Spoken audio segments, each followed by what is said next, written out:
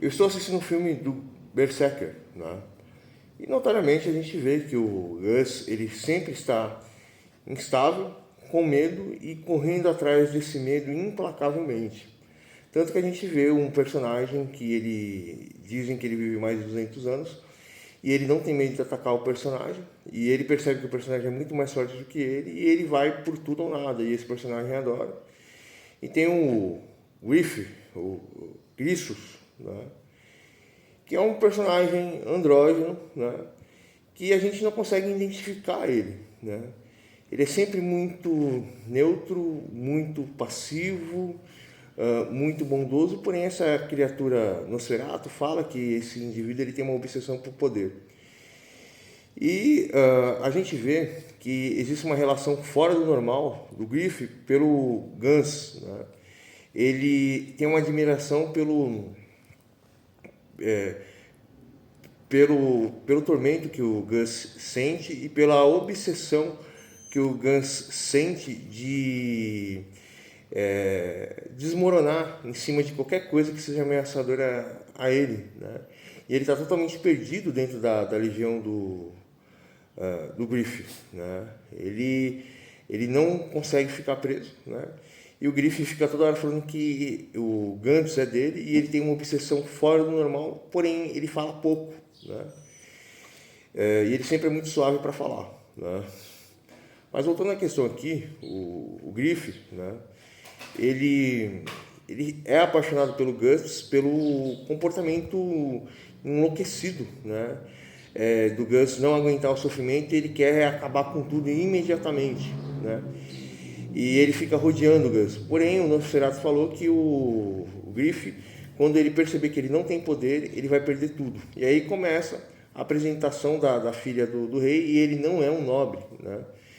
E ele, como falam, fica o tempo inteiro cantando a moça, mas a gente não vê felicidade, a gente não vê prazer, a gente não vê amor. A gente vê um jogo tanto que tem o general do rei, né, que dá um tapa na cara dele porque a princesa ia cair, e ele protege a princesa, né, e aí ele até manda matar o Griff, né. E o Griff, ele pede desculpa para esse general quando ele leva um tapa e começa a sangrar, e ele sempre olha muito doce, né. E aí o que acontece? O Griff, ele, como fala, ele notoriamente ele se encaixa em um padrão bem simples, né? Ele é um indivíduo, né, que ele tem tanta obsessão por possessão, domínio e poder, que essas pulsões dele se tornam pulsões de morte pela obsessão que beira uma psicose, né, um surto de raiva, né, de testosterona masculina. Essas pulsões sexuais masculinas morrem e aí ele não quer nem mais dominar, ele fica o tempo inteiro obcecado por ser dominado pelo poder, né? E a representação dessa obsessão dele é o ovo como fala, do mundo, o ovo do poder, né? Que ele sente tanta obsessão pelo poder, tanta obsessão pelo poder, tanta obsessão pelo poder, né, que ele não quer nem mais dominar o próprio poder, ele quer ser totalmente dominado pelo poder, né? E quando ele vê o Gantz, ele se sente dominado pelaquela sensação que é frenética dentro da mente dele. Ou seja, ele tem um comportamento, como falam, totalmente, como eu posso dizer para você, contido, né? Porque ele quer ver algo gigantesco acontecer, né?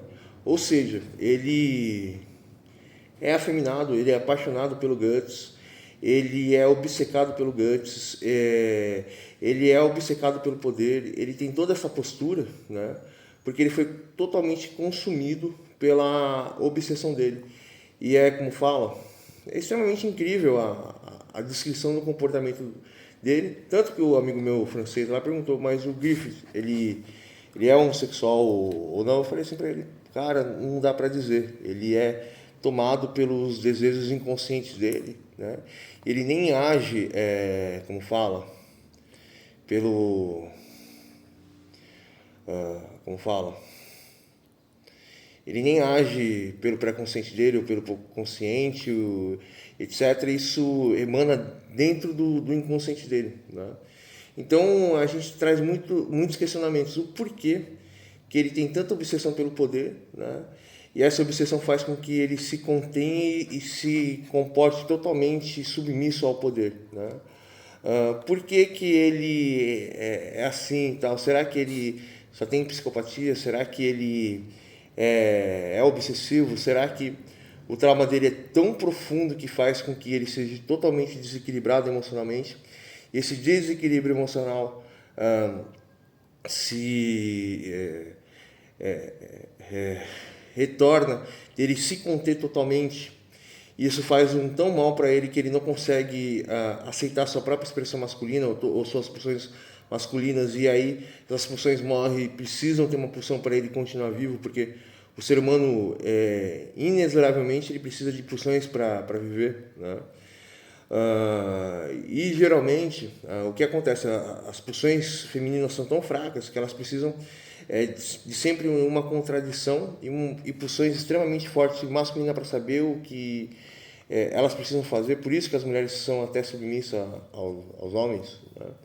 Então é extremamente interessante. E a grande questão, o escritor do Berserker, ou ele é uma pessoa que consegue controlar o transtorno bipolar dele tipo 1, né, que pode chegar quase ao transtorno bipolar tipo 2, ou o pai dele tinha algum transtorno, ou a mãe, ou o irmão, e ele colocou, como fala, todos os sentimentos da vida dele